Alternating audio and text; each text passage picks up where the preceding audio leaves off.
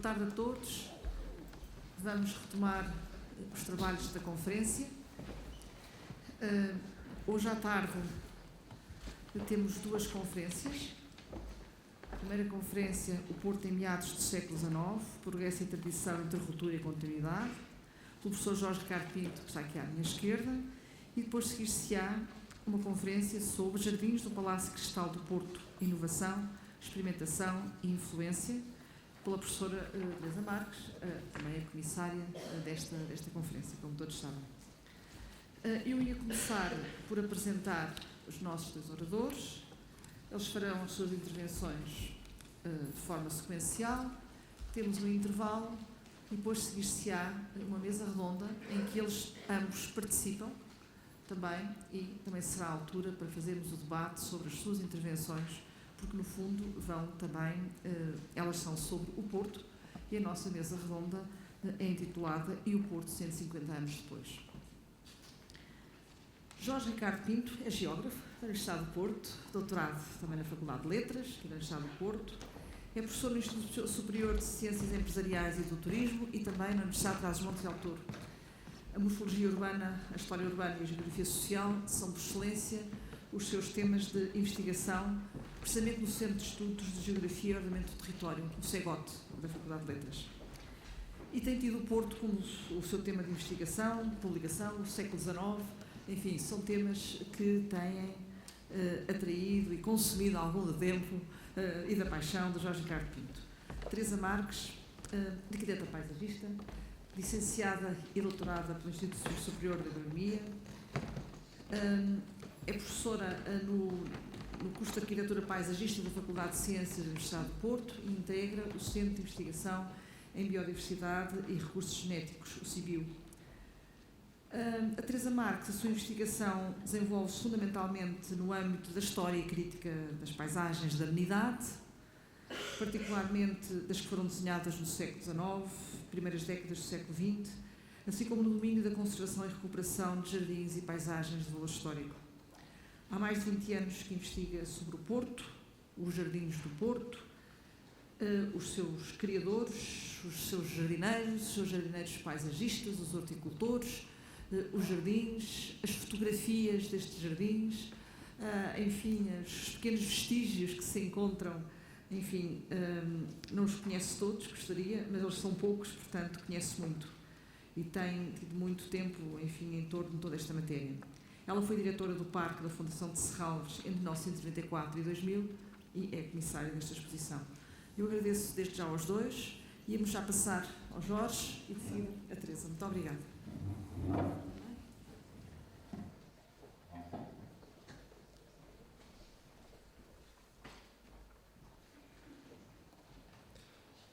Ora então, muito boa tarde a todos. Eu queria começar por agradecer a apresentação da professora Teresa Anderson, cumprimentar naturalmente também a professora Teresa Portela Marques e a Fundação de Serralves, enfim, pelo convite que me fizeram. Para mim é um especial prazer estar aqui, ainda por cima pediram-me para falar sobre o Porto, que é a minha cidade, perdoar-me-ão alguns excessos eventuais, porque eu sofro de paixão muito aguda pelo Porto, mas eu estou seguro que, enfim, partilho com muitos dessa paixão.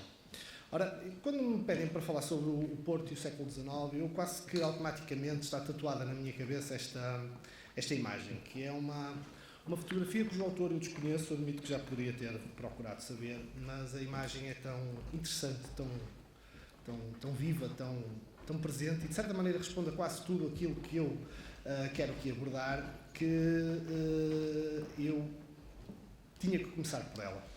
E é uma imagem muito interessante porque ela terá sido tirada, uma fotografia seguramente anterior a 1865, portanto anterior ao famoso dia 18 de setembro de 1865, quando o Palácio de Cristal foi inaugurado. E nós sabemos isso porque, em boa verdade, o Palácio de Cristal, vamos já resolver com o Palácio de Cristal, ele está ali em cima a ser construído. Não sei se conseguem perceber, ele lá atrás, meio na sombra, ele está ali a ser construído, está a finalizar a sua construção. E, em boa verdade, a fotografia, penso que pretendia, acima de tudo, mostrar não tanto o Palácio de Cristal, mas, sobretudo, as obras junto ao rio que se processavam para a Alfândega do Porto. O Porto era um autêntico estaleiro a céu aberto. Quer dizer, era uma cidade que estava em profundíssima transformação na década de 60 do século XIX. Aliás, do meu ponto de vista, é a década mais importante para a transformação de um Porto que vinha, talvez com algum exagero meu, de algum lastro ainda medieval, para uma cidade, finalmente, uma cidade moderna. É uma década fundamental. Há vários trabalhos que se desenrolam nesta altura, trabalhos de grande monta, em alguns casos. Alfândega do Porto é um caso extraordinário, não é? Um edifício que foi construído metade em cima de uma praia fluvial, metade em cima do rio, um edifício extraordinariamente difícil de executar, e ao mesmo tempo que ele estava a acontecer, estava a ser construído o hospital militar nas raias da cidade, estava a ser construído o estabelecimento humanitário do Barão de Nova Sintra, estava a ser construído o Palácio de Cristal, estavam a acabar de construir o Palácio da Bolsa. Ou seja, era uma cidade que estava, no fundo, quase a reinventar-se. E uma cidade que tinha passado por muitas dificuldades essas que limitaram um crescimento que se supunha que viesse a ser extraordinário, teve um certo abrandamento, já falaremos sobre isso, e agora estava, digamos, em plena posse de capacidades para voltar a emergir. Esta fotografia é interessante também, quase que poderíamos passar o tempo todo a falar sobre ela, mas ela tem outros elementos que de facto são muito curiosos e que eu gostaria de chamar a atenção. Reparem que entre o Palácio de Cristal e as obras da Nova Alfândega, não é? Essa ambição antiga do Porto, cidade comercial, cidade de ligação com o norte da Europa, uma cidade que no fundo fez do comércio a sua base. O Henri Perret dizia que as cidades eram filhas do comércio, talvez o Porto seja o exemplo acabado disso. A verdade é que entre as duas está aqui um outro objeto muito curioso, de grande dimensão, um antigo mosteiro de Madre Deus de Monchique. Um mosteiro muito interessante, feito naquilo que no século XVI seriam os subúrbios da cidade, os subúrbios medievais, digamos assim, lá longe. Há bocado ouvi a professora Teresa a falar do Palácio de Cristal, que foi feito lá longe. Imaginem um mosteiro no século XVI, de facto, nos limites da cidade, para lá das suas muralhas. E esse mosteiro mantém-se ali de pé, 30 anos depois de as ordens religiosas terem recebido o abalo vindo do Joaquim António de Aguiar, não é? O famoso Mata Frades, e da decisão de transferência das propriedades das ordens religiosas para a Fazenda Nacional. A verdade é que o convento ainda se mantém aqui de pé, e é muito curioso porque, tendo sido esta fotografia tirada na primeira metade da década de 60 do século XIX, é muito provável que ela tivesse sido tirada quando Camilo Castelo Branco estava preso na cadeia da relação e quando escreveu O Amor de Perdição. Ora, para quem já leu O Amor de Perdição sabe que ele termina, os 2 capítulos finais são a partida do Simão para o degredo e alguém num mirante está a acenar adeus, uma Teresa acena dizendo adeus ao Simão. É curioso que o próprio Camilo, anos mais tarde, lamentará numa 5ª edição da obra o desaparecimento deste mirante. Mas esta fotografia até isso nos proporciona, quer dizer, até este mocinho, digamos, nos dá. Então é uma fotografia muito interessante que tem também outro detalhe muito curioso, que é a capela de Carlos Alberto, não é? Uma capela feita pela irmã do rei da Sardenha, que escolheu o Porto para se exilar e onde acabou por falecer, e que está ali sozinha no meio de um promontório onde vão aparecer os jardins do Palácio de Cristal.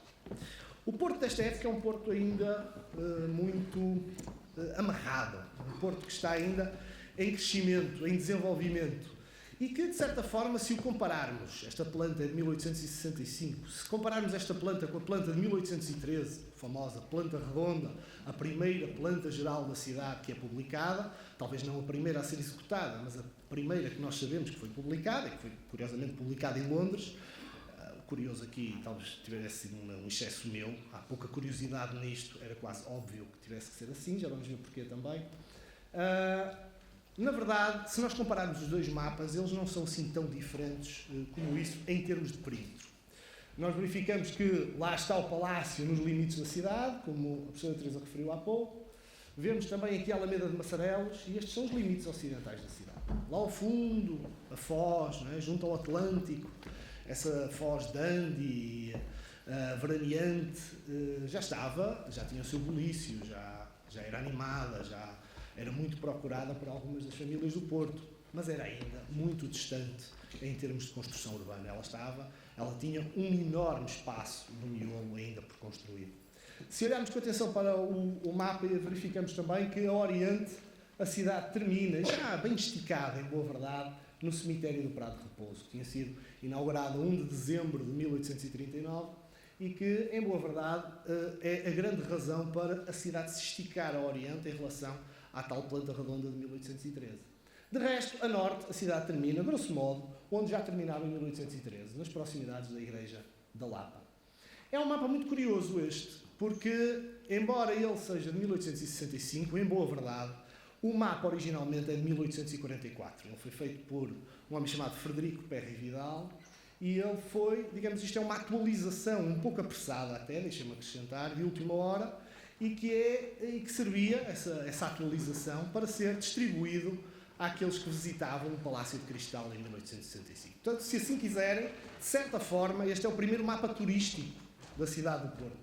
É tão turístico que, por exemplo, estão ali listadas as hospedarias da cidade. É a primeira vez que tal acontece também. Ou seja, se nós formos analisar com atenção a legenda deste mapa, nós verificaremos que, em boa verdade, já estão lá listados os lugares onde o turista, vamos dizer assim, embora a palavra, de certa forma, na altura fosse um estrangeirismo pouco usado, poderia utilizar.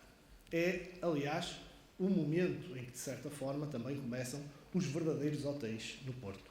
Vai ser inaugurado, nesse mesmo setembro de 1865, um hotel que vai ser inaugurado assim aqui nesta esquina, muito próximo do Palácio de Cristal, onde não existiam hotéis nas proximidades, mas nesse mesmo setembro de 1865 vai ser inaugurado ali um hotel, primeiramente chamado Paris, depois mais tarde vai ser designado por Hotel Louvre. O hotel tem uma história famosa, ligada ao Dom Pedro II do Brasil, que esteve lá durante algum tempo e depois foi-se embora sem pagar, não é o que consta, aconteceu mesmo. E esse Hotel Louvre, dizia Alberto Pimentel, antes dele não existiam hotéis no Porto. Tudo o que havia antes era uma coisa que não se podia verdadeiramente chamar hotel. É por isso uma cidade que, apesar de tudo, está ainda, digamos, na expectativa de um crescimento que está perto de arrancar. Até aqui a cidade, na primeira metade do século XIX, tinha tido muitos reveses. Tinha começado, aqueles primeiros 30 anos foram muito complexos.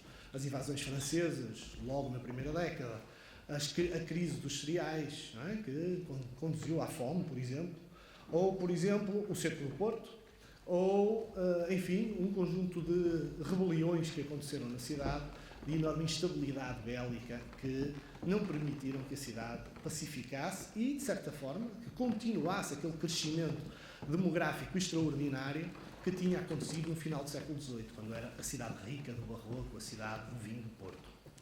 Ora, o que acontece é que, a partir do cerco, há ali uma euforia liberal, eu diria até à construção da Ponte Pêncil, em 1843, e depois, enfim, a dura realidade do liberalismo voltou a mostrar que este desenvolvimento que a cidade queria, que a cidade ansiava, em boa verdade, teria que esperar um pouco mais, teria que esperar pelo fontismo, teria que esperar pelo aumento das remessas dos migrantes brasileiros, teria que esperar pelo desenvolvimento industrial, sobretudo ligado à tecelagem, que só a partir da década de 60, década de 70 é que veio a acontecer. E, portanto, durante muito tempo, o Porto tinha a vontade de crescer, mas a incapacidade financeira de verdadeiramente crescer. E esse crescimento é um crescimento, sobretudo, sustentado num tremendo saldo migratório.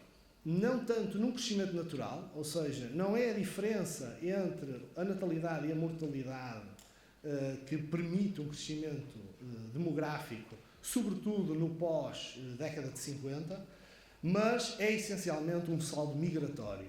Nós podemos ver, a partir deste gráfico que eu elaborei a propósito da minha tese de doutoramento, que naquilo que eu chamei a área de expansão da cidade, que inclui 4 freguesias, a freguesia de Bonfim, Santo Ildefonso, Sedufeito e Massarelos, em boa verdade, mais de metade, a partir da minha amostra, mais de metade da população não era originária da cidade do Porto. Isso é muito notório aqui, portanto, o azul escuro nós vemos aqueles que nasceram no Porto e mais de metade são originários de outras áreas. Em particular, da área a norte do eixo, vamos chamar assim, Aveiro-Viseu. Portanto, tudo o que estava a norte de Aveiro-Viseu era, de facto, o grande lugar de escoamento de população para a cidade do Porto. Isso talvez seja mais visível nestes mapas, onde isso é especialmente notório. Reparem, por exemplo, que cada uma daquelas bolinhas está distribuída pelos concelhos do país e que nos permitem ver a origem da população, a partir da amostra que eu levantei, que representa cerca de 10% da população, para as 4 freguesias que eu referi e que eram, vejamos, grosso modo, a área de expansão da cidade, portanto, boa parte da cidade, excetuando o centro histórico do Porto. Reparem que nós temos ali uma área que rondará cerca de 80 km de distância ao Porto, este semicírculo que está aqui, que depois podemos ver melhor aqui deste lado, com uma importância muito grande de Braga e Guimarães, e depois claramente aqui uma espécie de autoestrada, não é? Que é definida pelo Douro. O Douro é o grande lugar de realização do Porto, de ligação do Porto. Aliás, o Porto tem, há uma estatística de trânsito que é feita em 1854 no país, e essa estatística revela que a maior mobilidade no país dá-se não na periferia de Lisboa, mas precisamente na periferia do Porto, nas estradas de ligação entre Porto e Braga, Porto e Guimarães, Porto e Régua e Porto e Ovar. E, na verdade, olhando para aqui para o mapa, isso não pode ser surpreendente. É isso que este mapa nos mostra. Mostra-nos precisamente essa dependência destes conceitos e como estes conceitos contribuíram para essa população do Porto. É interessante também, se atentarem à questão dos vermelhos e dos azuis, sou portista, gosto mais que os azuis ganhem, mas tenho que admitir que os vermelhos ganham ali muitas vezes, está relacionado com as mulheres e os homens. E, na verdade, se prestarmos atenção, verificaremos que as mulheres vêm sempre dos concelhos mais próximos e os homens dos concelhos mais distantes. Os homens muitas vezes vinham para a cidade e regressavam ao fim de semana. Isso, o Dr. Ricardo Jorge deixa isso muito claro no seu texto, num dos livros que escreveu no final do século XIX. Isso também é referido no Inquérito Industrial e, portanto, o que acontece é que há muitas mulheres da periferia que procuram emprego na cidade. A cidade tinha um número significativo de criados, que tinha inclusivamente uma empresa que colocava criados na casa das pessoas. Isto pode parecer uma ideia muito inovadora, agora mais recente, em boa verdade não. No século XIX já existiam empresas que colocavam criadas nas casas das pessoas, e o papel da mulher no Porto é de tal maneira significativo que o Porto, em nenhum dos 4 censos do século XIX, tem mais população que Lisboa, em nenhum deles, e todavia, em 2 deles, o Porto tem mais mulheres que a viver na sua cidade, na cidade do Porto, perdão, do que em Lisboa, mulheres a viver. Isto mostra, de facto, o enorme desequilíbrio entre homens e mulheres e a quantidade de mulheres que existiam na cidade do Porto. O Porto, portanto, é, de certa forma, uma cidade quase feminina, podemos dizer assim. É curioso pensar que são os homens, ainda há pouco falávamos sobre isso, não é? Os homens, de certa maneira, controlavam o poder, mas havia muito mais mulheres do que homens na cidade. E é muito interessante, até porque o Porto é uma cidade masculina, não é? Quando pensamos em a Lisboa ou a Coimbra, não é? O Porto é masculino. Portanto, é curioso este jogo. Mas, de facto, é o Douro. É o Douro que traz, é do Douro que vem muita desta gente. Não é? O Douro com quem o Porto tem uma relação tremenda, desde tempos imemoriais, enfim, desde pelo menos a Idade Média, que o Porto tem uma relação fortíssima com o Douro, uma relação ligada, sobretudo, em questões de abastecimento, de exportação, muitos produtos alimentícios que vinham do Douro e que depois eram escoados a partir do Porto para o mundo, ou pelo menos para o mundo conhecido, quando falamos na Idade Média. Um Porto que, por exemplo, é aqui cartografado pelo Forrester, já falamos há bocado, ou a Porto Forrester, não é?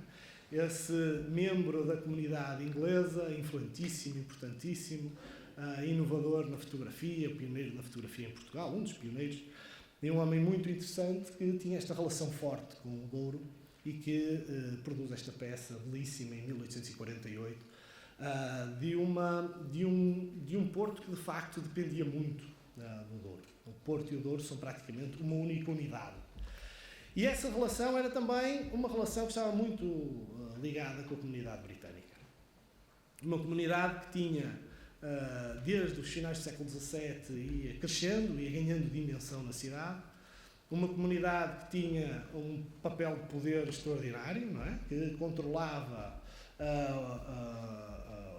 o poder, de certa forma, eram eles próprios que ditavam quase o caminho da cidade.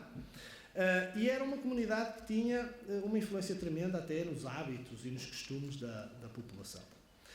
O Forrester, por exemplo, foi o autor também destas 2 gravuras, uma do cemitério britânico do Porto e outra da Rua Nova dos Ingleses, não é? A atual Rua do Infante do Henrique, com toda aquela agitação em que cada um daqueles que ali está é, no fundo, um dos membros da comunidade britânica. Todos eles estão identificados, cada um deles que ali está, sabe-se quem é. E, de facto, os ingleses tinham este movimento muito curioso. Por um lado, eles moviam-se essencialmente em 4 pontos fundamentais.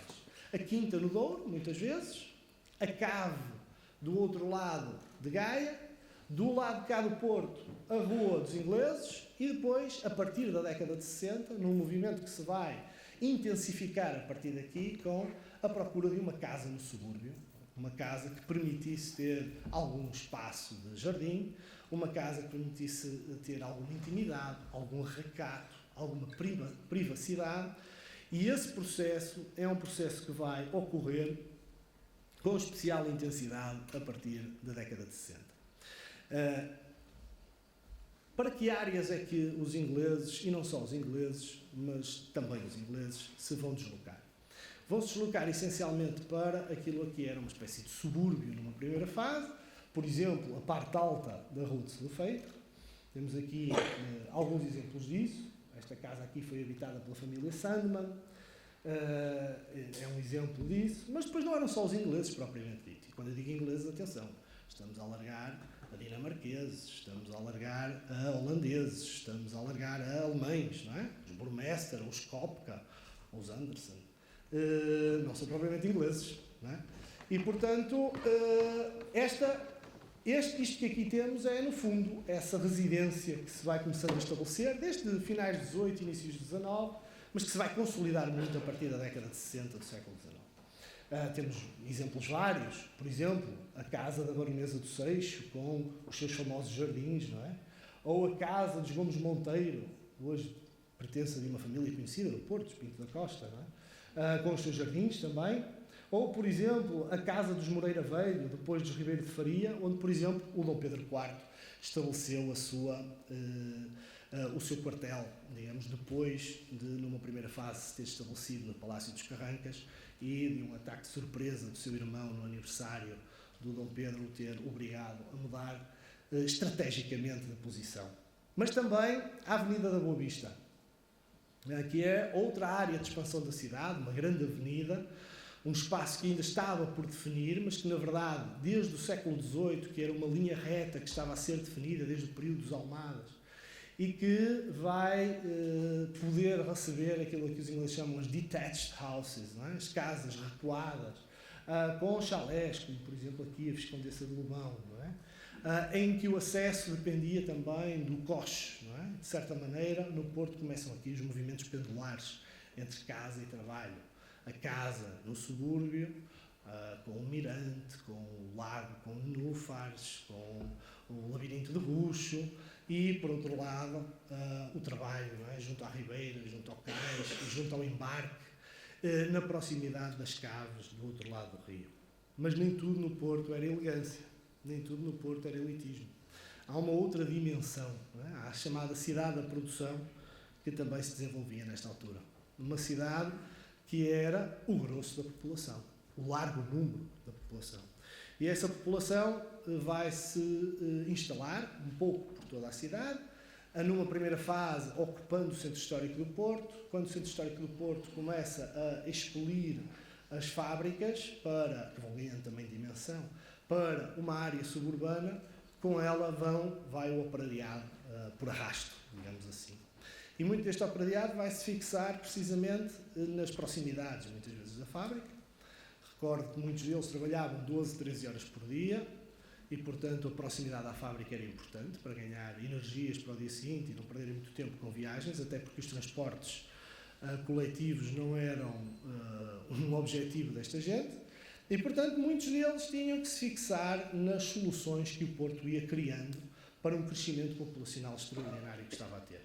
O Porto, entre 1864 e 1900, duplica a sua população. E, portanto, é muito difícil lidar com uma situação como esta. Não há uma cidade que consiga, com facilidade, em 36 anos, resolver um crescimento destes. E, portanto, muitas vezes o Porto teve que inventar soluções improvisadas, neste caso aproveitando os lotes profundos que o Porto tinha, a partir de uma ideia que eventualmente será inglesa. Há aqui algumas semelhanças com soluções back-to-back de Leeds ou de Liverpool, no norte da Europa, e o Porto inventa as chamadas ilhas. Inventa, enfim, aqui talvez seja um pouco excesso meu, mas o Porto claramente é a cidade que faz um crescimento extraordinário com as ilhas. Ilhas que já existiam, pelo menos no século XVIII, o Padre Agostinho Rebelo da Costa já lhes faz referência numa famosa descrição histórica e topográfica do Porto, publicada em 1789, mas de facto é a partir de meados do século XIX que as ilhas se vão multiplicar. Aquela imagem que ali temos é uma ilha na freguesia de Bonfim, no Porto.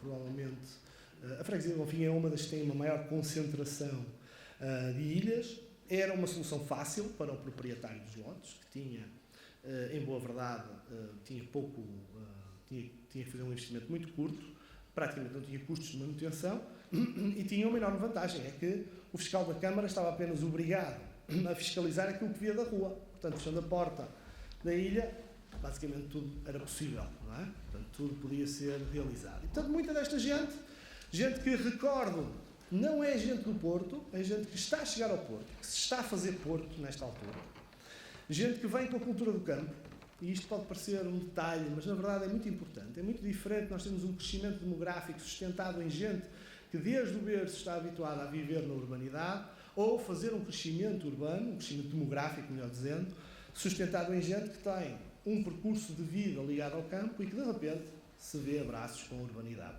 É muito diferente. É gente que tem uma relação diferente com os detritos, por exemplo. Gente que tem uma relação diferente com os animais, por exemplo. Ou gente que tem, inclusivamente, uma relação diferente com o espaço, na sua dimensão. No campo há sempre muito espaço. Na cidade o espaço é curto, é especialmente curto numa ilha, não é? E, portanto, não é espantoso que, de repente, a cidade se veja invadida de animais, não é? Porcos em toda a parte, galinhas por todo lado, cavalos, até lobos. Encontrei num jornal do século XIX perdidos na cidade. Alguém procurava um lobo que tinha desaparecido. Portanto, é um momento de problemático em termos de higienização. Esta densificação que as ilhas permitem vão criar, de facto, estes problemas. E vão também surgindo algumas soluções. Por exemplo, aqui deste lado nós temos uma dessas propostas, chamado bairro Herculano, um bairro que foi definido na década de 80 do século XIX, por um homem chamado Manuel Lopes Martins, e que é uma tentativa de resolver os problemas das ilhas, de oferecer, de certa forma, uma residência diferente a uma classe média, média-baixa. A verdade é que não foi um especial sucesso, em boa verdade. O Manuel Lopes Martins foi à falência com este projeto. Aliás, isto era muito comum. O mesmo aconteceu com o bairro de Vilar e com o João Pacheco Pereira. Portanto, não era um bom investimento, era uma inovação que correu mal. Mas, em boa verdade, neste caso, estamos a falar de um bairro com 129 casas, que tinha, inclusivamente, uma capela, um jardim, e tinha água corrente, não é? Que se ia buscar a Mijabelhas, não é? O antigo nome do Campo 24 de Agosto, e que era depois canalizada até aqui ao bairro Herculano, que ficava, não sei se estão a ver onde é, no cruzamento aqui entre a Rua do Cololé e a Rua de Alexandre Herculano. Há aqui um miolo que é ocupado por esta organização, vamos dizer assim, ortogonal, se quiserem até, sendo ainda mais eloquente em termos urbanísticos, aqui uma espécie de decumanos, não é? De via processional no centro do bairro. Muita desta gente trabalhava nas fábricas do Porto. O Porto, a partir de meados do século XIX, passará a ter uma enorme importância industrial. Enfim, eu não chegarei ao exagero do Sousa Reis, que lhe chama a Manchester portuguesa, capaz de ser um pouco excessivo, até porque o número de máquinas a vapor não era tantas assim, e o próprio admite que boa parte delas estavam avariadas, que é uma coisa curiosa. Mas, em boa verdade, na década de 60 do século XIX, é também um momento de transição na indústria no Porto.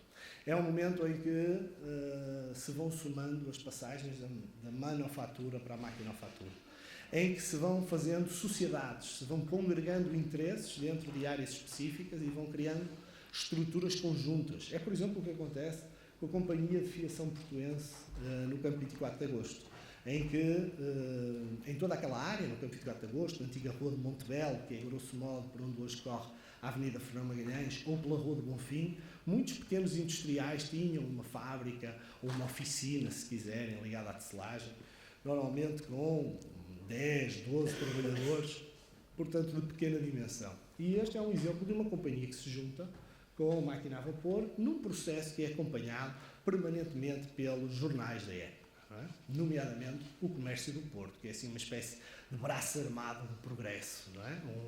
Aliás, é difícil encontrar um número do Comércio do Porto anterior a 1900 em que a palavra progresso não esteja lá escrita. É o grande farol da burguesia do Porto, não é? Esta ideia de que quase confundir o progresso com a felicidade. Outras empresas ou companhias que vão aparecendo, por exemplo, a Companhia Aurifícia, repararão que ela tem muitas semelhanças com o que está lá hoje em dia. Em boa verdade, é muito curiosa aqui esta chegada por Carris, estão a ver? E que se desenvolve na Rua dos Bragas, que é uma rua que também tem uma história muito curiosa ao longo do tempo. Ela foi aberta ainda no final do século XVIII, depois foi fechada, é aberta ali com os interesses da família Ribeiro Braga e ao longo do século XIX depois vai ter alguns problemas em vender os seus lotes de terreno. Isto era uma dinâmica que de facto a cidade estava a ter. Dinâmica é essa que vai de facto tornar a indústria como um dos elementos fundamentais da cidade do Porto, muita dela baseada na insalubridade e no analfabetismo. Há inclusivamente um episódio no inquérito industrial de 1881 em que o inquérito pergunta a um mestre como é que é a questão do alfabetismo, e ele diz que se vê um operário com um livro na mão, põe-no logo na rua. Quer dizer, isso de andar a ler é uma coisa perigosa, não convém, e portanto era por isso em boa parte uma indústria desqualificada, mas que tinha números muito significativos, essencialmente ligados às fundições, à cerâmica, à tecelagem, já falamos sobre ela. Muito importante também as chapelarias. No Porto existiam duas grandes chapelarias, a Chapelaria Costa Braga, na Rua da Firmeza, ou a Fábrica Social, não é? No Alto da Fontinha, e o tabaco. O tabaco vai ser extraordinariamente importante no final do século XIX. Em boa verdade, consultando o inquérito de 1890, verificamos que as duas maiores fábricas, as duas que têm maior número de operários, são duas fábricas de tabaco. A maior delas, a chamada Fábrica Portuense, que ficava precisamente no Campo 24 de Agosto, onde hoje temos um descampado, que agora foi fechado. Vamos ver o que é que sai dali.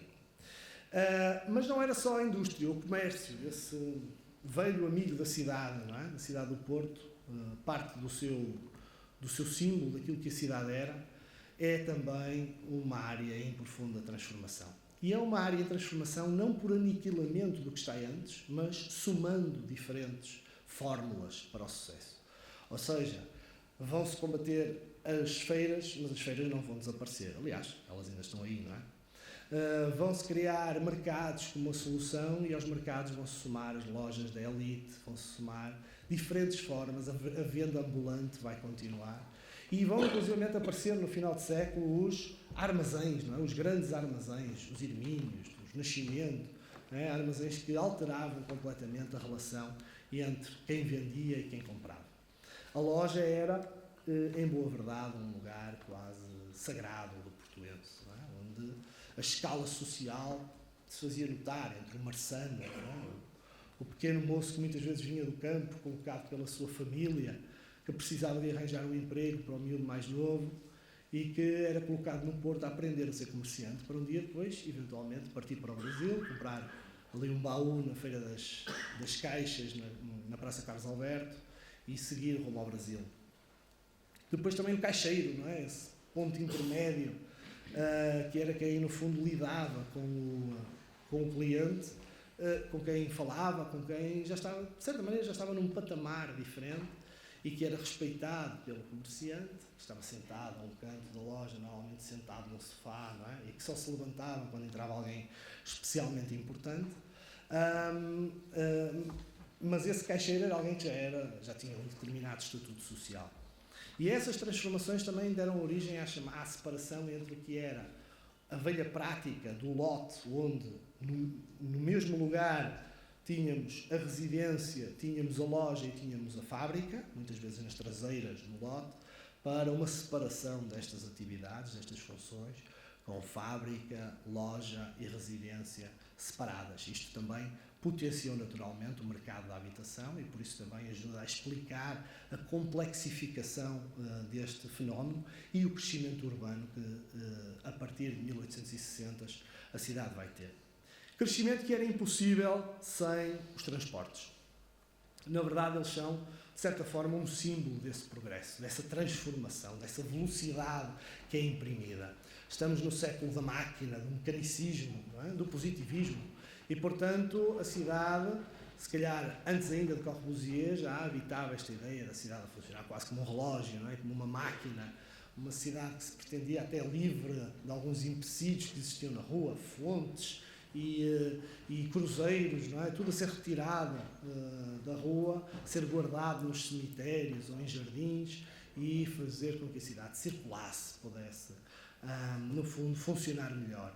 Isso era especialmente auxiliado pelo comboio. Não é? O comboio tem um papel decisivo, já há pouco houve uma conferência que falou sobre isso. O comboio tem um papel decisivo e no Porto também, embora o comboio tenha chegado um pouco tarde no Porto. Não é? O comboio chega ao Porto quase 20 anos depois de ter sido inaugurado em Portugal.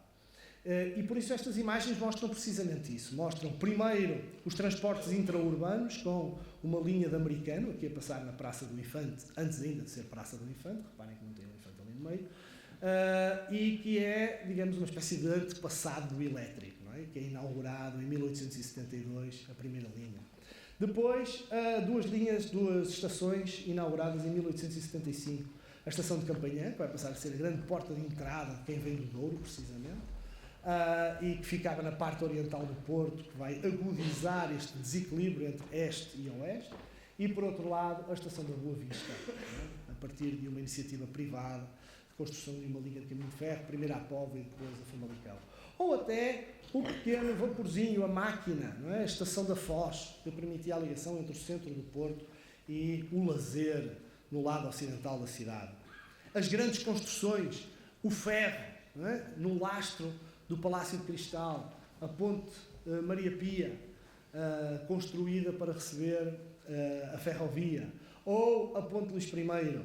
Que vai, de certa forma, ajudar a colocar a Ribeira em depressão, não é? E a grande circulação que vem de sul passa a ser feita pelo tabuleiro superior, que entra na Batalha e passa a circular na chamada Baixa, embora seja alta, para o caso do Porto. E depois, uma imagem que já foi mostrada, uma imagem de Domingos Alvão, não é? Da chegada do primeiro comboio a São Bento, a Campanheira lá longe, não é? E, portanto, era preciso arrastar o comboio até ao centro da cidade do Porto e, naturalmente, também o Porto de Leixões. Não é?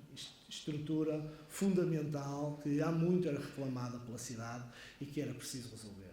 Uma cidade que, a partir da década de 50, vai tentar modernizar-se ao máximo. O gás e a iluminação pública, por exemplo, feita à imagem de Londres, com uma companhia de gás, uma fábrica de gás em Lardelo, e depois muitos problemas nos anos seguintes, mas esta vontade de vingar este projeto. A arborização, não é? Por exemplo, aqui o caso da Rua do Infante Henrique, que inclusivamente é noticiado nos jornais, enquanto símbolo de progresso. Não é? A arborização é progresso também.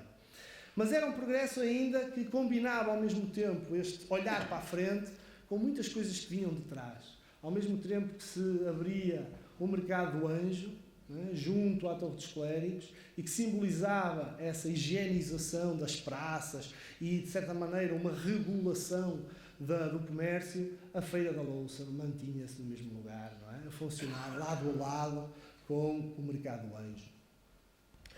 Era uma cidade, de facto, que ia construindo assimetrias entre um novo centro, pontuado pela Praça de Dom Pedro, onde a partir de 1866 está o Rei Soldado, não é? Um homem que simboliza muito aquilo que é o espírito do Porto do século XIX, e, por outro lado, uma cidade mais antiga, duas fotografias tiradas mais ou menos ao mesmo tempo e parecem quase de cidades diferentes, ou pelo menos de tempos diferentes. A Praça da Ribeira marcada pela presença dos carros de bois.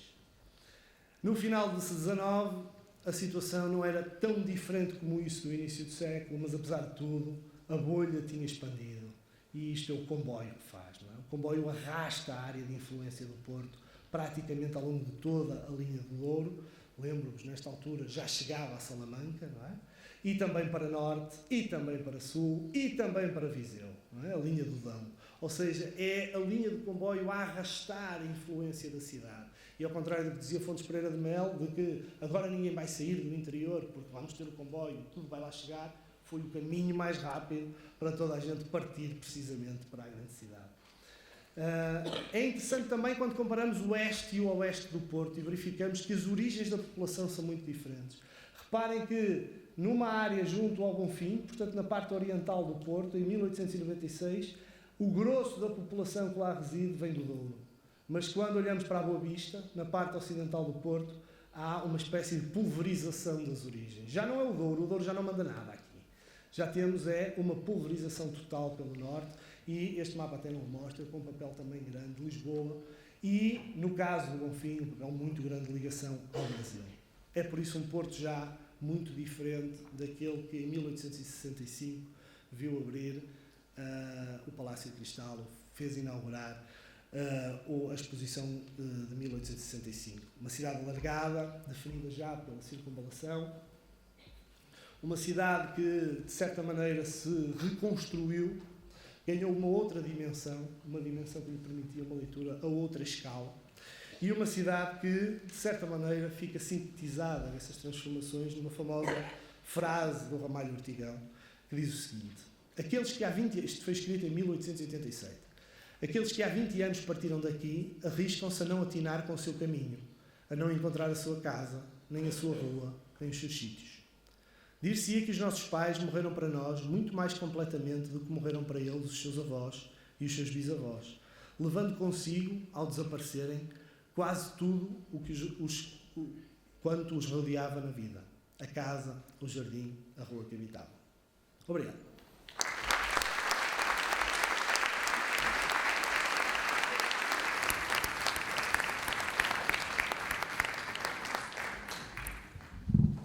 Muito obrigada. Pedi então à Teresa Marques, se faz favor, para se continuar. Sessão da tarde.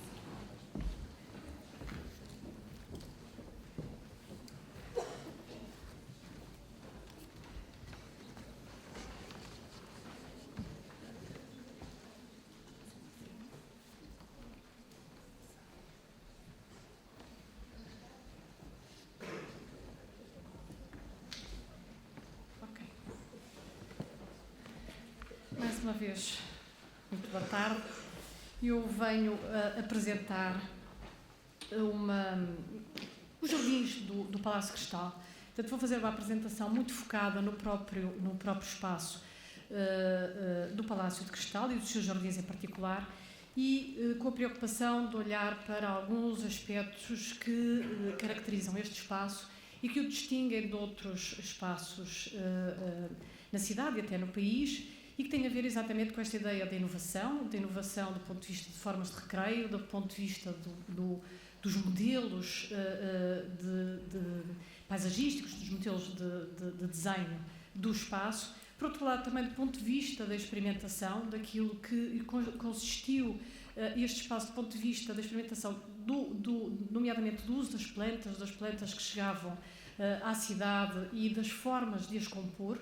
O século XIX vive profundamente destas formas de utilizar a vegetação para a composição e para a organização espacial de todo o espaço, e a influência que eles produziram, os jardins e a sua organização e a sua composição completas na construção de uma cidade, e até mais do que isso, dos jardins construídos pelos horticultores, os jardineiros paisagistas do Porto, que de facto realizaram um conjunto de outros jardins um pouco por todo o país, e daí esta influência ser particularmente significativa.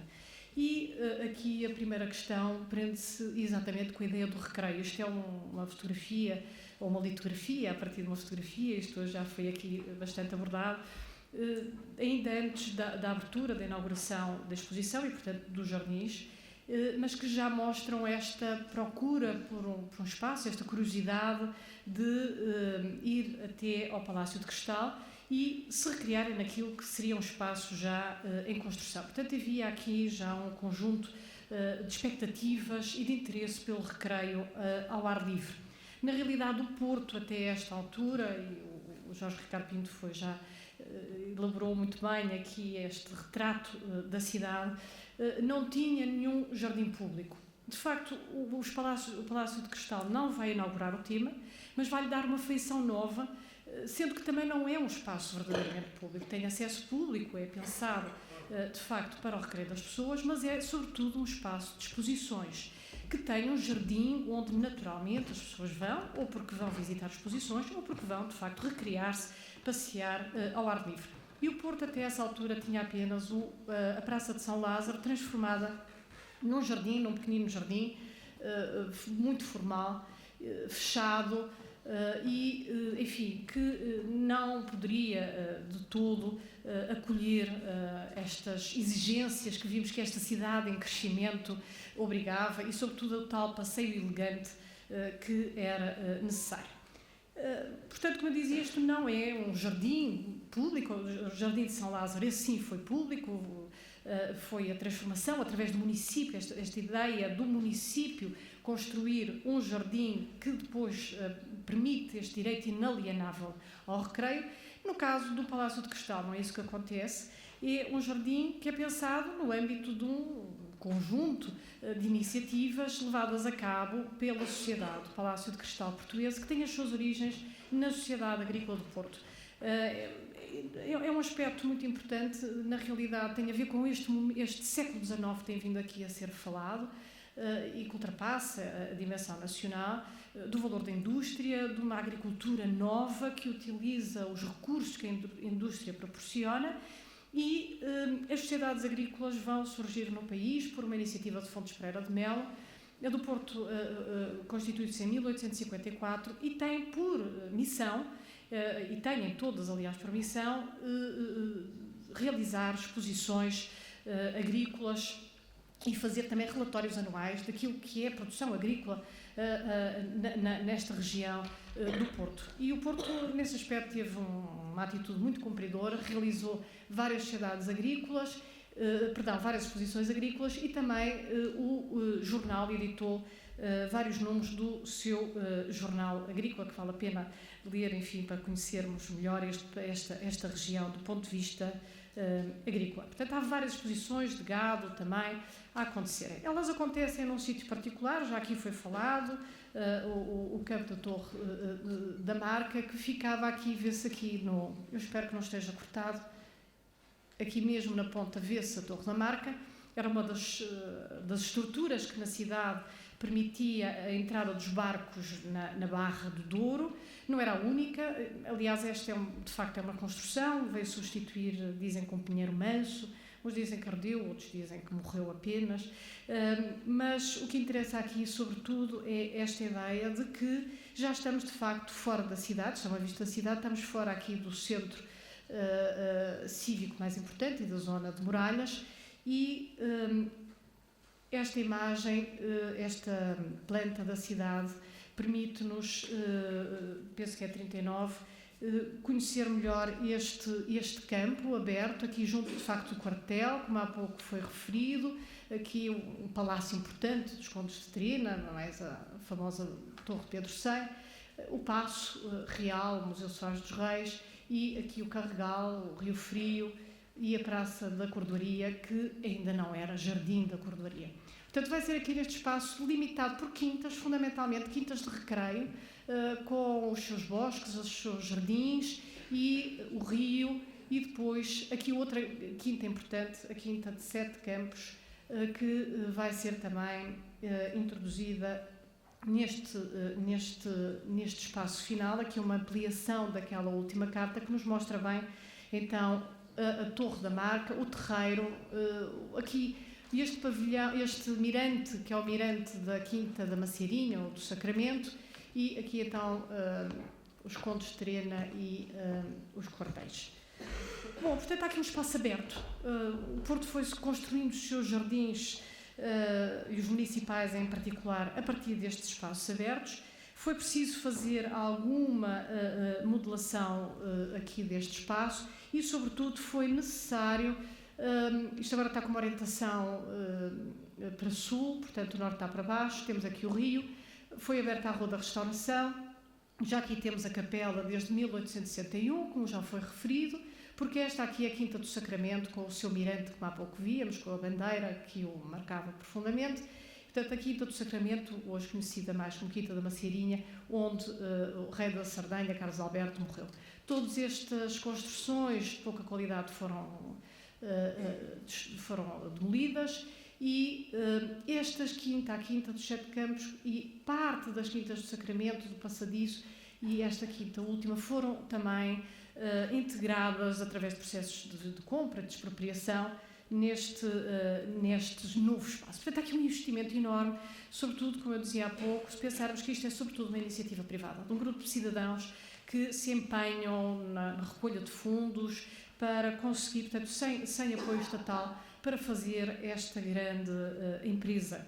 Aqui uma imagem da Quinta da Macieirinha e a encosta que medeia entre o terreiro da Quinta da Macieirinha e o espaço que é da Torre da Marca, antes de ser o Palácio de Cristão. São imagens de 51. E aqui o mirante, que corresponde exatamente ao sítio onde vai estar depois o chalé. Isto é importante perceber porque uma das razões, eu creio, nós temos, não é a informação escrita, coeva, contemporânea do Palácio de Cristal, sobre os próprios jardins, há muito pouca informação e, portanto, é preciso juntar estas imagens, as fotografias, sobretudo passaram a ser tão úteis, como já aqui foi referido, sobretudo através dos bilhetes postais e das litografias também, e perceber que isto seria uma oportunidade extraordinária para ter já um conjunto de vegetação com grande crescimento, numa zona mais inclinada, ao contrário do terreiro onde foi implantado o edifício e uma parte dos jardins, e, portanto, permitia introduzir já um caráter pitoresco, ou pelo menos essa é a minha interpretação, um caráter pitoresco que uma encosta arborizada naturalmente permite. E aqui uma imagem, novamente, que nos mostra a capela, e aqui penso que nesta aqui ainda se vê melhor, embora a outra imagem do Jorge Ricardo Pinto fosse mais interessante. Vê-se já aqui o palácio em construção, portanto, as revistas iam dando notícia através das tais litografias, desta passagem da fotografia para a imagem, através daquilo que se ia fazendo de mais significativo. E as vistas são publicadas em 1865, isto são obtidas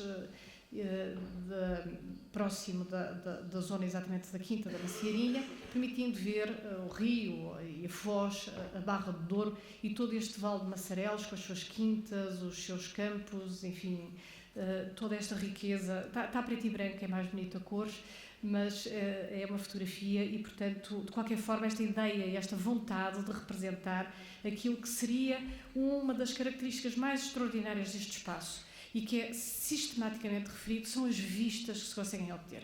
Há vários registros, sobretudo de visitantes, que falam daquilo que é possível observar de tão belo a partir deste espaço de exposição, que só por isso se torna extraordinariamente atraente comparativamente com tantos outros espaços que não teriam esta posição tão altaneira.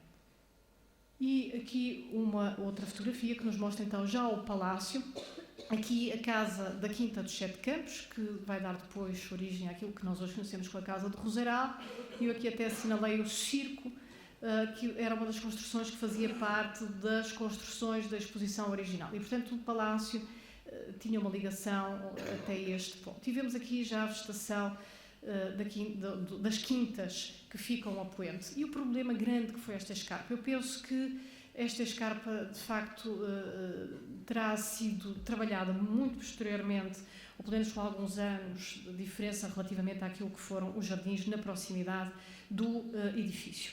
Isto é o catálogo da exposição internacional. A ideia não foi logo fazer uma exposição internacional, mas rapidamente estes senhores amantes do progresso acharam que tinham condições, depois daquela sua experiência na realização de várias exposições agrícolas e também industriais, nomeadamente no Palácio da Bolsa, que teriam condições para fazer então uma exposição internacional. Quase todos os projetistas os grandes projetistas são estrangeiros, ingleses, e quer para o projeto do próprio edifício, quer para os engenheiros para a empreitada geral e também as pinturas dos interiores e alguma da decoração que vem também da experiência de Owen Jones, que tinha estado a trabalhar em Sydenham. Portanto, esta relação, de facto, com a Inglaterra que permanece. E aqui temos o circo, e todo este espaço era construído, este canto aqui, que raramente é abordado, corresponde às estufas que acolhiam as plantas, que seriam também um dos aspectos importantes da exposição. Conhecer as plantas que chegavam à Europa e ao Porto em particular, e que eram verdadeiras novidades, eram extraordinariamente desconhecidas, naturalmente, da maior parte dos visitantes. E isso continuou noutras exposições que foram sendo realizadas no interior do próprio edifício e também no exterior, e criaram-se até, ao longo dos anos, exposições que tinham uma certa regularidade, como as exposições de rosas e as exposições de camélias, que também foram acontecendo, para além de outras, depois houve outras espécies que entraram na moda, como as dálias, e que também tiveram o seu lugar. Mas exposições de horticultura, havia muitas, e de agricultura também, dentro e fora do palácio, e ao longo de vários anos e até ao século XX. E está pronto o Palácio de Cristal para a inauguração, já vimos esta imagem repetidamente. É talvez o melhor registro dos jardins que temos do Palácio de Cristal em 1865, esta é de facto 1865, e aqui interessa sobretudo olhar para aquilo que é este espaço formal. Muitas vezes as pessoas falam do Palácio de Cristal e dizem é um jardim romântico, de facto, e muitas vezes associam apenas isso ao facto de ter os bosques, de ter os espaços mais pitorescos, mas na realidade o que nós vemos aqui é um jardim extraordinariamente formal, numa relação profunda com o edifício e que se articula com ele através de eixos muito fortes. E ele é apenas uma parte desta grande composição. Portanto, aqui este edifício, este jardim que acabamos de ver na frente do edifício, mas afinal há aqui um conjunto de outras estruturas que foram sendo construídas, algumas ainda no tempo, creio, de Emílio Davi, já vamos conhecer, e, portanto, o primeiro projetista dos jardins, mas outras já numa fase posterior. E estes são os limites atuais do próprio jardim. Naturalmente que uma das inspirações terá sido os jardins do Palácio de Cristal em Sydenham. Nós vimos hoje de manhã, falou-se bastante sobre este palácio e de uma forma extraordinária, e de facto o primeiro palácio foi colocado no Hyde Park sem que se tivesse feito um jardim. Há até referência, isso foi dito, que permaneceram árvores grandes do próprio parque dentro do próprio edifício, mas quando é desmontado e depois tornado a montar em Sydenham, Paxton, que já aqui hoje foi referido variedíssimas vezes, desenhou também o jardim. E este jardim é de facto um jardim, estamos em 1854, é um jardim absolutamente formal, com o regresso do eixo central, simétrico, cria aqui uma simetria muito grande, alinhado pelo centro do edifício, onde há o regresso aqui da fonte e, portanto, da formalidade levada ao limite quando nós contemos a água em taças e criamos repuxos. Mas, de facto, isto é apenas uma parte, é um jardim formal enquadrado por todo um parque pitoresco com o qual coabita na sua proximidade. Vê-se aqui já um lago bastante informal e todo um traçado pitoresco que envolve e aqui vê-se melhor ainda nesta imagem, que envolve toda esta composição formal que se relaciona em primeira mão com o edifício. E para fazer o projeto do Palácio de Cristal vem de facto um alemão e, portanto, teríamos que olhar também para aquilo que se fazia na Alemanha neste período.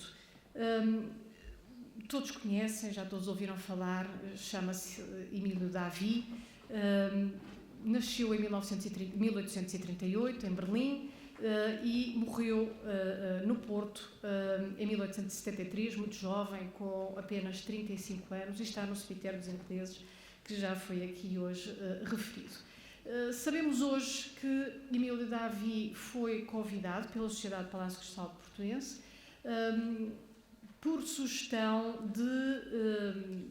de Peter Joseph Lanier, uma figura mais importante, talvez, da arte paisagista da região de Berlim e de Potsdam no século XIX, jardineiro real, e que sugeriu à Sociedade Palácio de Cristal, então, convidar Emílio Davi. Não sabemos muito mais, tentei, enfim, através de contactos com as universidades alemãs de Berlim, saber um pouco mais, mas é um trabalho que ainda terá que ser feito. Mas ele veio para cá muito jovem, de facto, e ele teve uma formação formal, bastante, 3 anos, de uma educação formal no Instituto, ou na Escola de Horticultura de Potsdam, ou no Royal Gardens Institute, se quisermos dizer em inglês, eu em alemão não me atrevo a dizer, e portanto, teve uma formação muito particular. É muito curioso ver até o currículo deste período. Eles tinham muitas disciplinas. Lanier acreditava que era preciso um ensino quase científico, académico, no sentido de ter muita formação para além da jardinagem empírica. Eles eram formados para fazer, de facto, paisagens, jardins, parques, e, portanto, acreditavam que era necessário ter a biologia, a botânica, a química, a física, a fisiologia, e é curioso ver que isso está na base, de facto, daquilo que foi depois a construção dos cursos de arquitetura paisagista que ainda hoje permanecem nessa zona, e onde, aliás, o primeiro arquiteto paisagista português, Francisco Caldeira Cabral, teve a sua formação. Portanto, é esta continuidade, de certo modo, de um mesmo tipo de formação que se acreditava que devia ser o mais completo, o mais abrangente possível. E aqui alguns dos trabalhos conhecidos de Peter Joseph Lanier, muito no início do século XIX, que é a desformatação do Parque de Sanssouci, do trabalho fundamentalmente já rococó, e também de Tiergarten, portanto, em Potsdam, e Tiergarten em Berlim. Portanto, a ideia da criação destes tais parques pitorescos, muito por influência inglesa. Não foi só o Olmsted que foi à Inglaterra, a Lanier também foi, e conheceu de perto toda esta... os jardins estavam a ser feitos nessa altura e transpôs, de certa forma, para a zona de Berlim e Potsdam. E, portanto, isto eram aprendizagens também que estes alunos desta escola teriam acesso. E há uma outra figura conhecida, Gustavo Meyer, que foi professor de Emílio Davi, e que escreveu também um livro muito importante, Handbook of Beautiful Garden Art, em que defende, de facto, a criação de parques pitorescos, de parques para as pessoas, uma ideia que já vem desde Hirschfeld, da criação de parques para movimento, para saúde, tem muitas atividades para as pessoas poderem se manter ativas e se recriarem no parque, tendo a oportunidade de conhecer também, de se informarem, de se intelectualmente desenvolverem.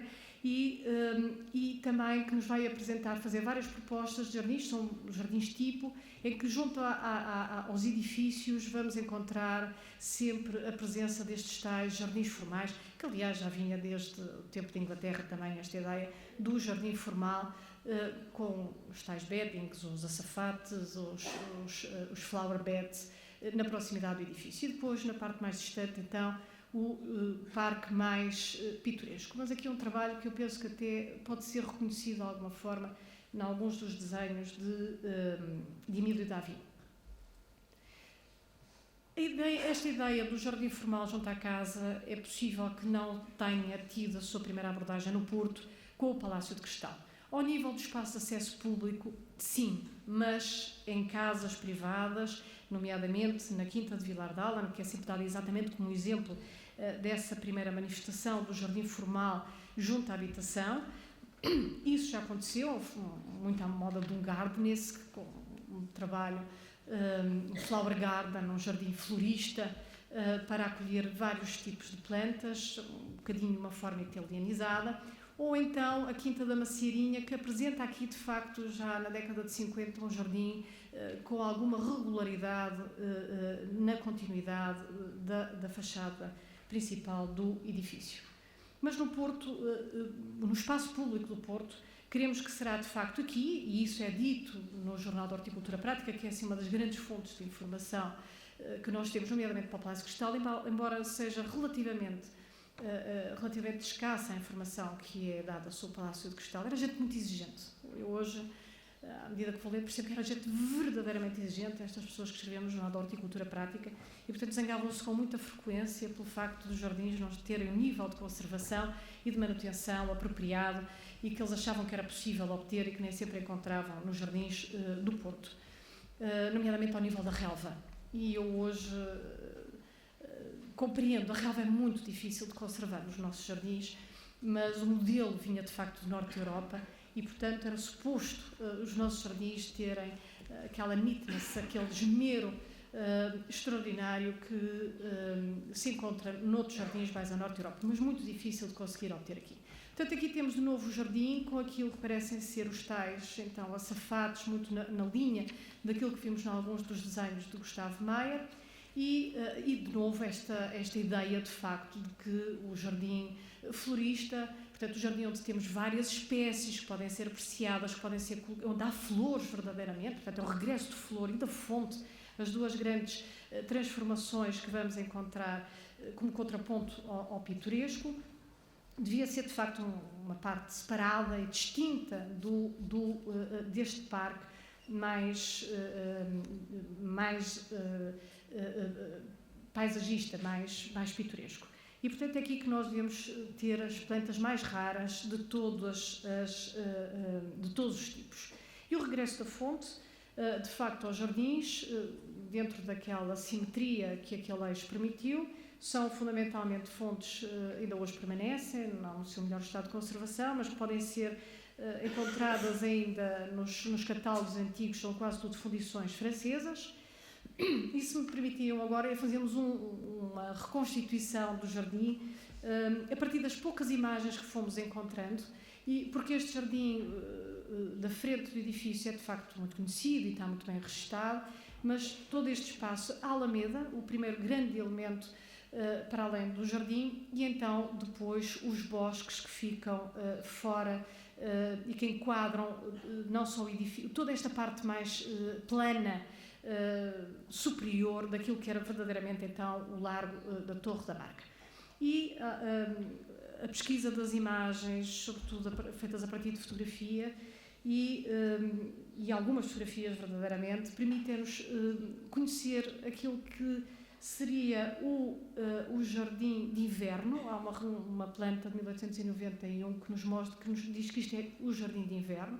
Os jardins de inverno normalmente são jardins com estufas, jardins para acolher plantas que de outra forma não podem estar ao ar livre, portanto é a única forma de as conseguir conservar. Claro que nós aqui com o clima do Porto isso não se coloca, vê-se que há muitas espécies a chegar ao Porto que se pensa que tem que ir para a estufa, mas depois rapidamente também se percebe que elas podem estar fora da estufa, mas de facto é um jardim rebaixado, isto é onde hoje está a Biblioteca Almeida Garrett, é um jardim rebaixado, até estas árvores se desenvolverem, isto era um espaço muito batido pelo vento, isso sim, há referências a isso, há uma certa hostilidade climática aqui, ou microclimática, por causa dos ventos que entravam nomeadamente pela Barra do Douro, e este jardim de facto é mais rebaixado e é também um jardim florista, também com uma configuração absolutamente formal.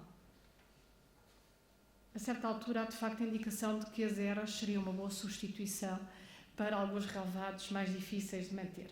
Mas o elemento central permanece e estes relevados eram excelentes para permitir o desenvolvimento.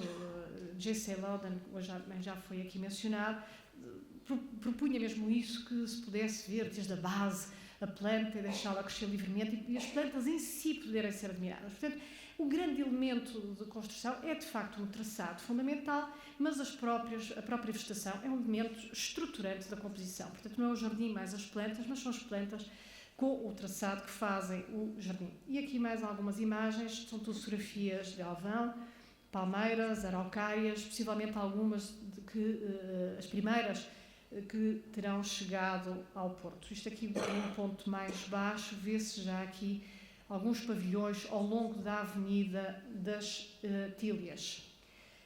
E saímos então deste espaço mais fechado e regressamos aqui à Avenida das Tílias e vamos encontrar aquilo que já se podia vislumbrar cá de baixo, que é um conjunto de construções. Tenho que lembrar que esta é uma carta de 1892. Nós só temos a primeira carta até agora conhecida do Palácio de 1891 e esta de 1892, esta Teles Ferreira mais completa, mais rigorosa.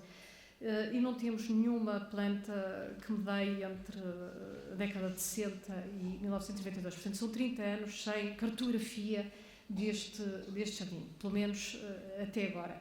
E, portanto, se continuarmos aqui pela avenida, vamos encontrar aquilo talvez que fosse o apanagem daqueles jardins de que Maier nos fala, o tal espaço de passeio, de movimento, só por si, esta grande alameda permite isso, mas onde há vários acontecimentos, vários entretenimentos para as pessoas que vão passear ao jardim. Isto, de facto, é absolutamente novo no parque, no Porto, até porque não há nada com esta dimensão, com os 9 hectares que já foram referidos. Portanto, o primeiro elemento aqui, que depois seria uma menagerie, um pequeno jardim zoológico, que já fazia parte dos estatutos da sociedade, ter, para além do edifício, jardins e uma menagerie. Eu peço desculpa, estou sempre aqui um bocadinho confusa com este aparelho. E aqui, então, esta imagem foi a melhor que eu consegui, que se vê este edifício central, que não sei se na altura seria já uma jaula, uma gaiola, mas que aqui, nesta imagem, que nós conhecemos mais,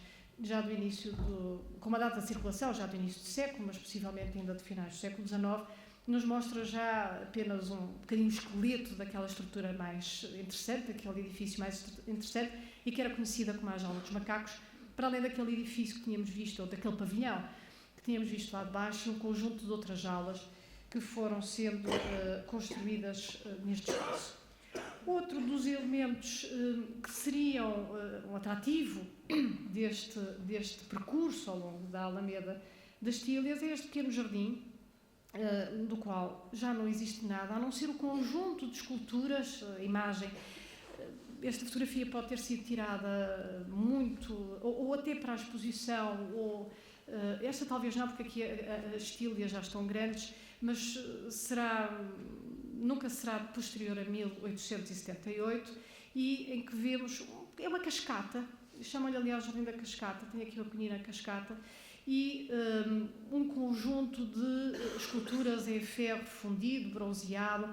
Esta escultura penso que estará no lago do jardim de inverno que vimos há pouco, e hoje estas estátuas ainda permanecem, esta estatuária permanece no Palácio Cristal, mas espalhada pelos mais diversos sítios.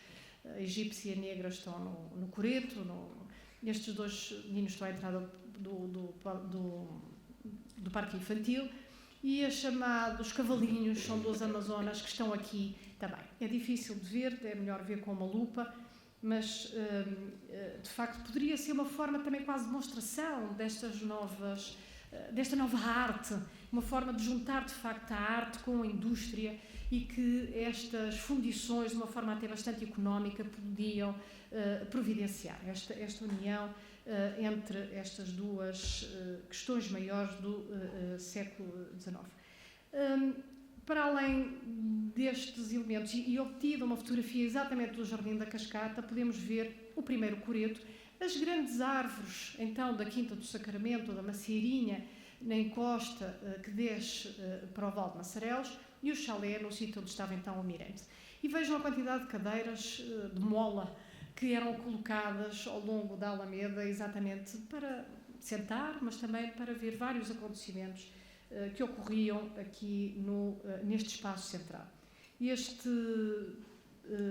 coreto foi substituído mais tarde, portanto talvez no início da década de 80, ou em finais da década de 70, por uma concha acústica que ainda hoje permanece, e portanto havia bandas musicais, havia música, havia um espaço muito animado, sempre no parque. Como se podem ver, há várias imagens que nos mostram, várias fotografias que nos mostram o passeio, estar sentado, ver passear, a concha acústica, a menagerie, e aqui o chalé, um chalé suíço onde se servia madeira, onde se serviam comidas e bebidas frias.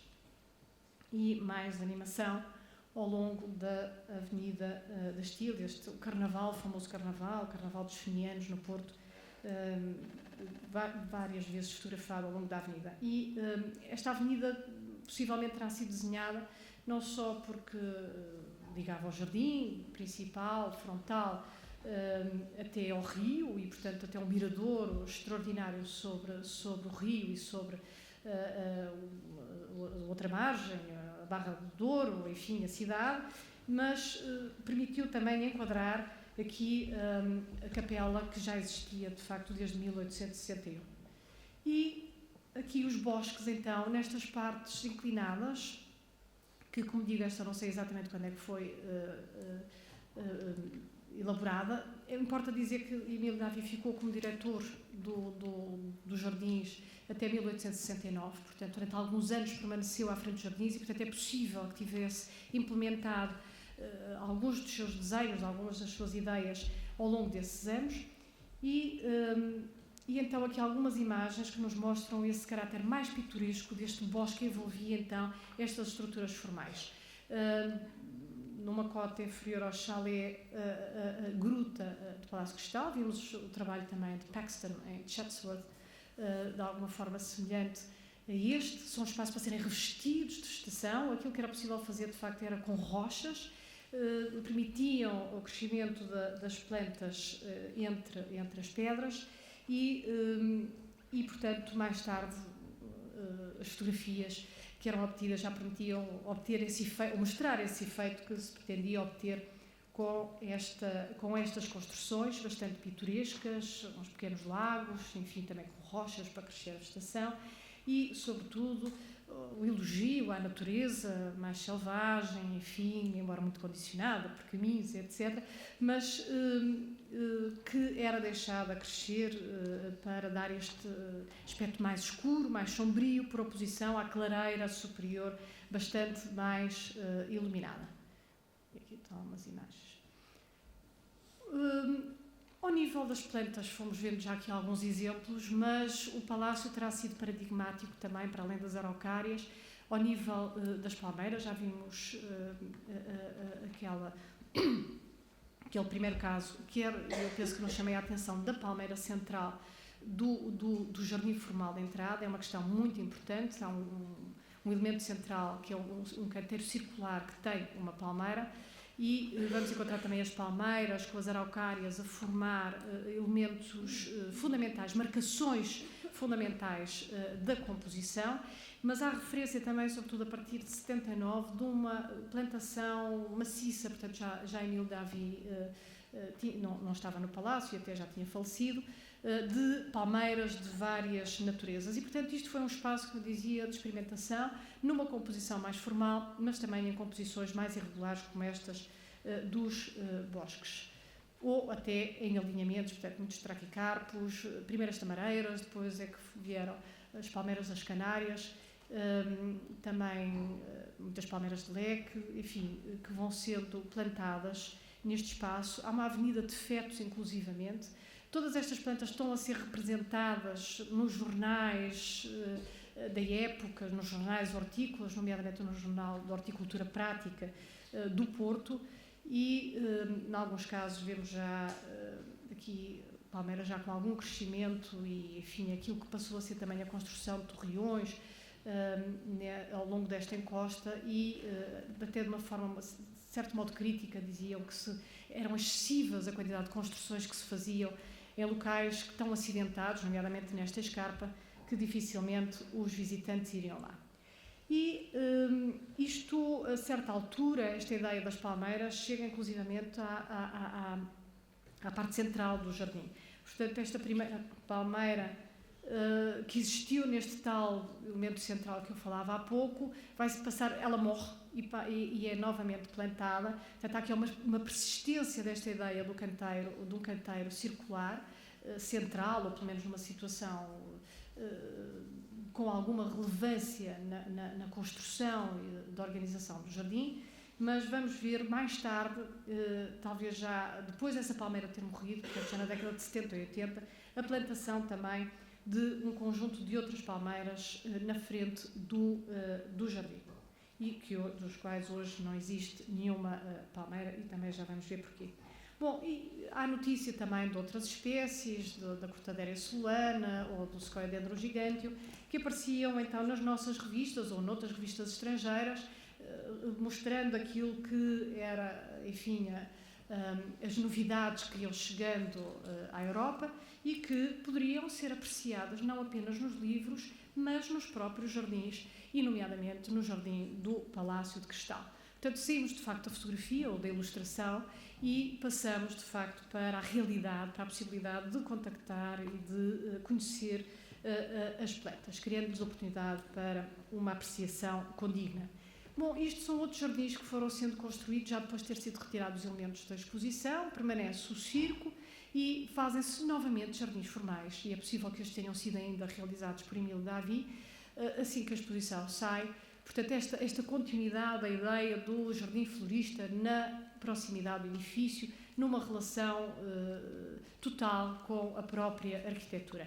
Este era um espaço, como disse, das estufas, e este terreiro, antes de ser jardim, também serviu na exposição internacional para a exposição de plantas. E depois houve uma exposição hortícola muito importante, em 1878, onde vieram vários expositores estrangeiros, sobretudo aqueles com os quais os nossos viveiros portugueses se relacionavam na Europa, particularmente viveiros da Bélgica. E aqui algumas imagens que nos mostram então aquela parte das estufas voltada a sudeste e aquele jardim formal que tinha um lago central, e vê-se ali a famosa gaiola das águias, que muitas vezes se considera que era colocada do lado poente, quando na realidade estaria aqui no lado nascente.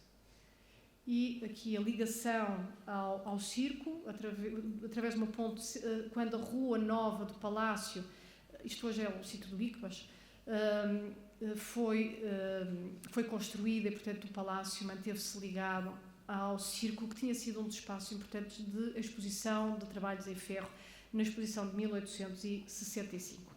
E a Alameda dos Plátanos, que todos conhecemos e que ainda hoje permanece. E este lago que nós vemos hoje não é seguramente obra de Davi, embora não saibamos se ele teria a intenção de desenhar um lago com estas características para este Jardim do Palácio de Cristal. E o que nós vemos aqui foi já obra de um arquiteto paisagista belga, Florent Claes, que estava no Porto em 1891, e aparentemente das poucas informações que colhemos dos relatórios da Sociedade do Palácio de Cristal, sabemos que em 1889 já estaria a ser construído aqui um lago, mas Florent Claes, estando no Porto a realizar o jardim junto a São Lázaro, é chamado e vai utilizar então esta parte traseira, onde terá existido um jardim, e onde também havia a chamada Avenida Zoológica, que também foi crescendo junto ao edifício, transformou então num lago que provavelmente teve um acerto final por Florent Claes, e sobretudo a peça mais notável desta grande gruta, já não em pedra, mas em betão armado, que permitia imitar de uma forma mais fidedigna as formas da natureza e permitia também um crescimento das plantas mais facilitado, porque se criavam várias reentrâncias pelas quais as plantas poderiam desenvolver. Aqui alguns aspectos desta gruta. Mantém-se o lago, a gruta desapareceu, e isto significava um dos recreios, uma das formas de recreio mais atrativas da população e também fontes de rendimento. E, rapidamente, o Porto aqui vai ter uma das grandes manchas de vegetação, num espaço ordenado, muito significativa no contexto, mesmo desta zona mais ocidental da cidade. Vou passar isto à frente. Em 1934, um ano depois da Câmara Municipal, devido a tantas dificuldades que a sociedade teve em manter este lugar, e já depois de fortunas terem perdido na sua conservação, vai optar por fazer então a exposição colonial, que há pouco foi falado, e o que nós vamos encontrar é que já não temos o nosso jardim de inverno, mantemos o nosso jardim formal, e vai aparecer um conjunto de, Mark Tribe também mostrou hoje, nós também tivemos aqui os nossos indígenas, neste caso vindos de Timor, portanto esta propaganda colonial, e também a par com o que mais havia de moderno, este pavilhão da fábrica de fiação e tecidos do Rio Vizela, a fábrica do Conde de Vizela, aqui desta casa que construiu Serralves. E eu vou já terminar. E ao longo, a partir deste período, e sobretudo finais de 40 e inícios de 50,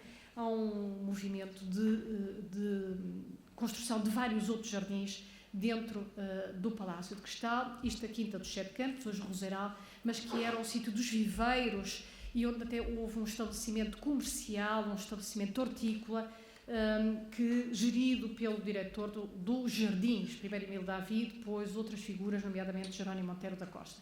E vários elementos foram pululando pelo jardim, nomeadamente as esculturas e novos lagos foram sendo criados. E, finalmente, o grande edifício, construído a partir de 1951, para acolher o grande evento que foi o Mundial de Hóquei em Patins, e algumas das espécies ainda hoje permanecem. Eu posso só terminar mais um minuto? Só mais um minuto. Só para mostrar, até para cruzar aquilo que falou o Jorge Ricardo Pinto, isto são alguns... Emílio Davi saiu do Palácio Cristal, no sentido em que começou a fazer outros jardins fora do Palácio, jardins privados, até para a Baronesa dos Seis, que foi há pouco mostrado. Isto é um projeto de um outro professor que não terá sido já Davi, mas que terá deixado cultura na Alemanha, e eu trago exatamente esta imagem, porque isto é o da Baronesa dos Seis, portanto é desenhado também por Emílio Davi, e isto são realmente ingleses, e este aqui é também o Roberto Faria, portanto não temos informação correta, mas provavelmente foi também um jardim feito por Emílio Davi, e há vários jardins na cidade feitos por Emílio Davi, e sobretudo há toda uma cultura que Emílio Davi vai deixar na cidade a partir das pessoas que trabalharam com ele, nomeadamente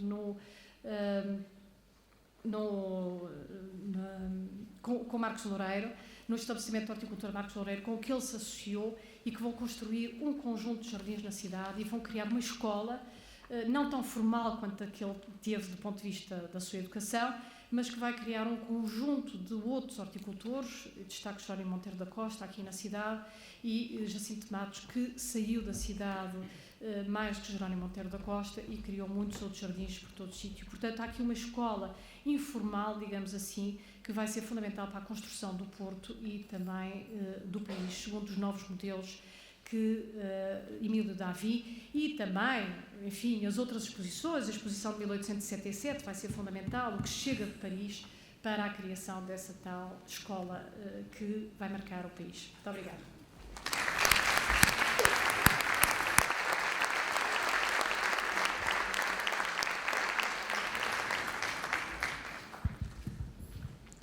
Bem, muito obrigada aos nossos dois conferencistas.